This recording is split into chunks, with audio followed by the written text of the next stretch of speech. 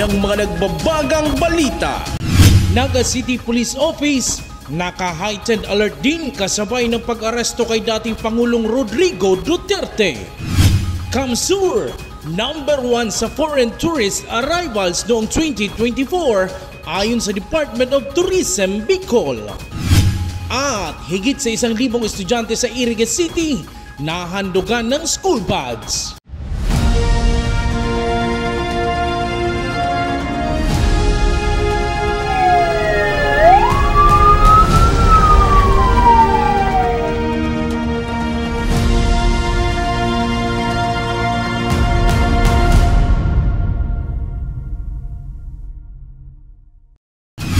Magandang gabi, narito ang mga may init na balita sa Camarines Sur. Naka-heightened alert ngayon ang Naga City Police Office kaugnay na naging pag-aresto kay dating Pangulong Rodrigo Duterte. Ayon kay Police Staff Sergeant Robert Aguilion, paghanda umano ito ng kapulisan sa posibleng pagkakaroon ng mga kilos protesta ng mga sumusuporta sa dating presidente. Kaugnay nito, may nakahanda at nakastandby na din umanong support force kung mayroong magsasagawa ng kilos protesta para masiguro magiging walang mangyayaring karahasan sa kabila ng mga inaasahang kilos protesta. Nirerespeto umano ng kapulisan ng freedom of expression ng mga ito basta hindi maapektuhan ang peace and order sa lungsod. So paring di po sa Naga City, may pa po kitang na-monitor na nagkaigwa ng rally o magkukondusir ng rally. So ini po, although ini tinutugutan under freedom of expression, ini po regulated man giraray kang LGU.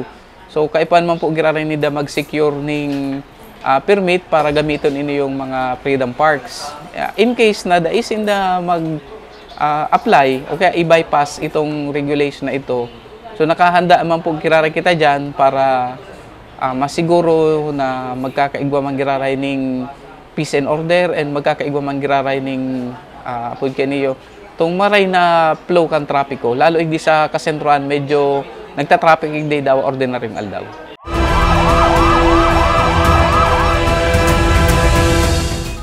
Sugatan ang isang 43 anyos na lalaki matapos pagsasaksakin sa Calabanga, Camarines Sur. Ayon sa mga otoridad, mismo ang biktima ang nagpaabot ng insidente sa kapulisan matapos pagsasaksakin ng dalawang sospek.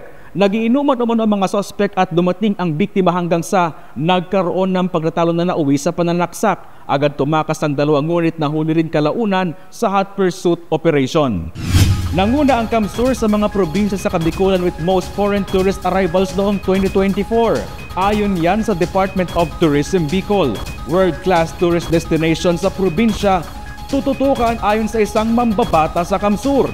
Narito ang report. Sinong hindi mai-inlove sa ganda ng Camarines Sur? Mula sa nagagandahan nitong beaches, mayamang kultura, breathtaking waterfalls, wakeboarding at iba pa. Kaya naman ang Camarines Sur ang sports and adventure capital of the Philippines. Kaugnay nito, kinilala ng Department of Tourism Bicol ang Camarines Sur bilang province with most foreign arrivals noong 2024. Ayon sa ahensya, nakapagtala ang Camarines Sur ng 20,194 foreign arrivals, mas mataas sa foreign arrivals ng Albay na may 16,023 at iba pang probinsya sa rehiyon. Nakapagtala naman ng 1,342,430 domestic arrivals ang probinsya noong 2024. Nagpapasalamat naman si Camarines Sur 2nd District Representative El Rey Villafuerte sa mga turistang walang sawang pumupunta sa probinsya. Foreign and local, salamat. Asahan nyo, government triple pa yan. Mag-promote natin ang tourism lalo. Mag-launch tayo ng more programs for tourism dahil ang turismo nagbibigay ng trabaho oportunidad. So, local, foreign, sigurado, itong taon na to, dadagsayin tayo. Tiniyak din ng mambabatas na mas panglalago ang sektor ng turismo sa probinsya dahil there's more exciting and love in Kamsur. Marami, antay na lang nyo. I-develop natin ang iba't ibang lugar sa Siruma, iba't ibang lugar, Liganan. Asahan po nindo yan? Kakaroon ng mga world-class tourist destination. After election, papukusan natin yan.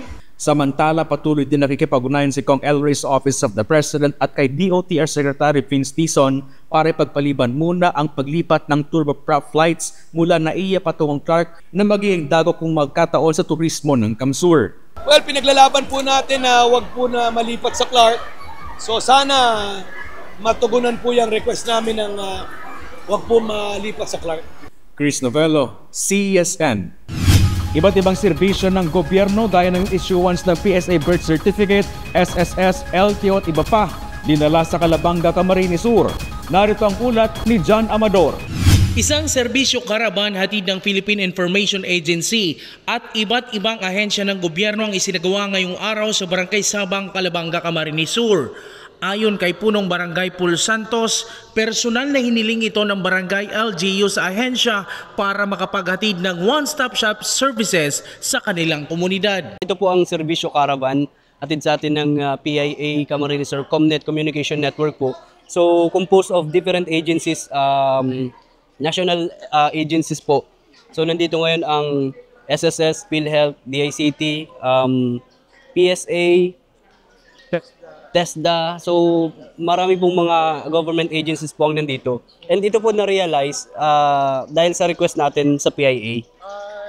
So nakita natin yung ginagawa nilang serbisyo caravan sa municipal level. Tinanong ko kung pwedeng ibaba sa barangay. So yun po, na-approve naman, na-grant naman yung request natin. Sinamantala ang pagkakataong ito ng ilang residente. Sa SSS kasi nawala yung misis ko. Yung ID. Yeah, ID. So, kailangan ko yun. Magandang effect sa lahat ng tao dito. At least hindi na sila pupunta sa Naga. Magpapakahirap, libre pa. Di ba? Hindi nasasakay ng malayo. Hindi nasasakay ng malayo. Magkataligo-ligo. Ako gaya ko, naliligo ako. Saro ko yun sa mga proseso para maka-extender kami ng tabang, lalong-lalo na naman sa mga grassroots. Ano po? Ang Calabanga po saro sa mga lugar, digdi sa Kamsul na medyo harayo ang sibilisasyon sa sentro. Ano po? So, kung ang nearest branch mi po is SSS Naga, dahil nakaipuhanan pa magpasiring duman kang sa tuyang mga SSS members para magkaigwa or mag-inquire manunungod sa SSS. So si SSS po, dinarami si team pang SSS para maservisyohan ang satong mga Calabanggenyos. Ano po?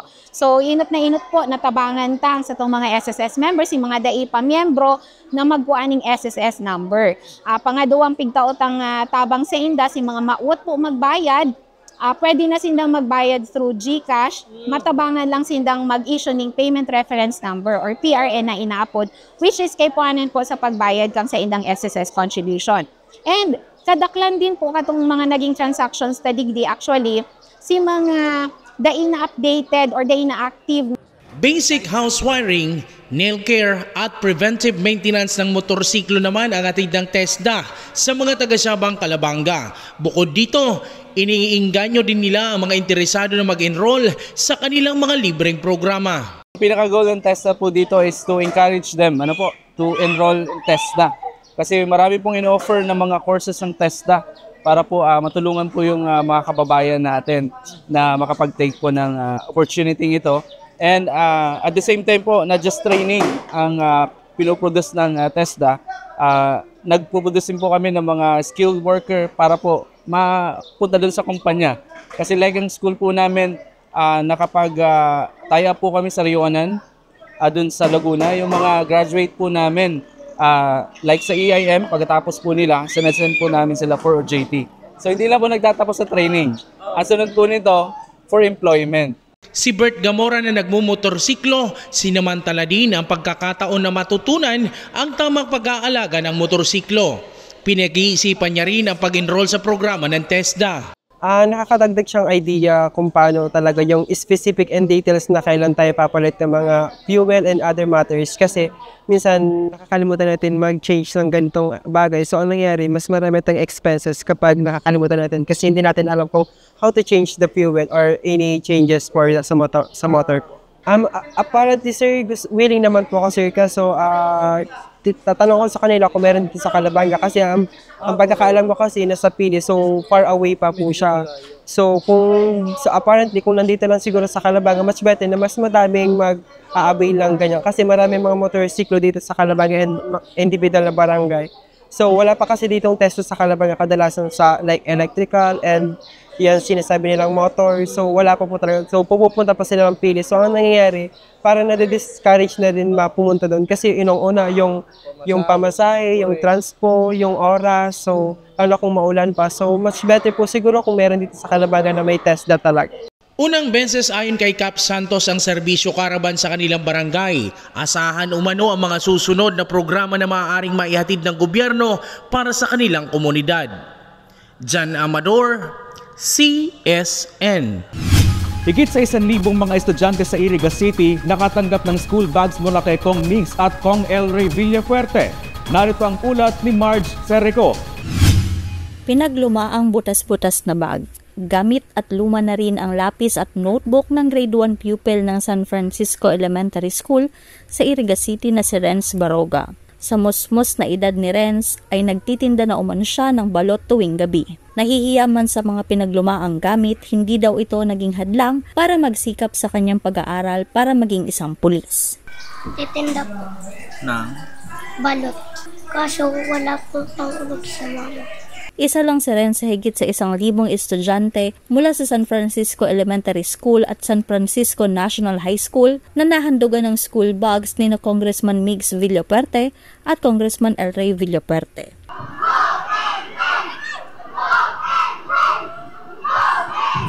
Simple ang objective. Number 1, magtaoning tabang sa mga students sa paagi. Kang pagtaonin, dawag katikot. Asin masasabi po ninyo, regalo ni Migs Villafuerte na school bag para po sa mga taga-elementary. Maliban sa school bags ay nakatanggap din ang 2 eskwelahan ng learning materials gaya ng laptop at flat screen TV na makakatulong sa mas interactive na pag-aaral ng mga bata. Napaka-importante nito.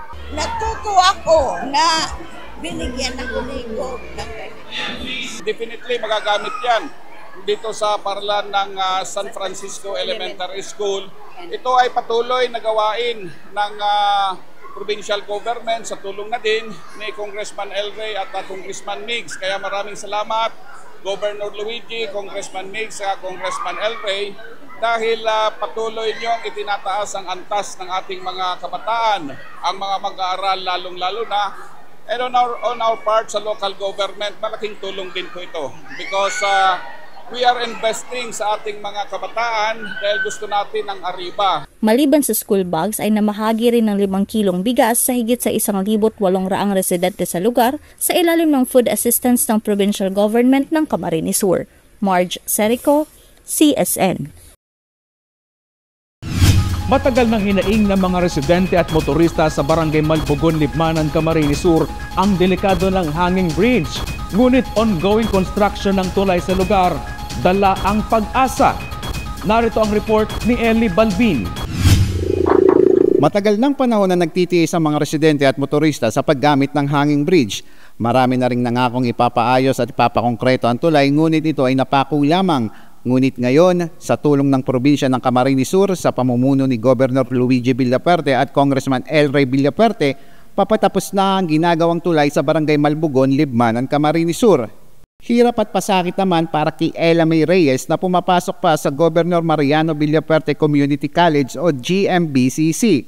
Dagdag pa ni Ella May, ang pangunahing transportasyon nila ay ang paggamit ng bangka. Mahirap po para sa amin kasi madulas, lalo po maulan. Kapag maulan, madulas. Tapos, di ba bakal po kasi yung tulay namin. So, bilang estudyante po, nahihirapan kasi minsan mabagal yung takbo ng motor, habal-habal. Ayon sa mga residente, hirap silang tumawid sa hanging bridge lalo na kung maraming dumaraan sa tulay. Nasanay na lamang silang gumamit ng hanging bridge dahil sa tagal ng pangako sa kanila na pag-iwanan na sila ng panahon.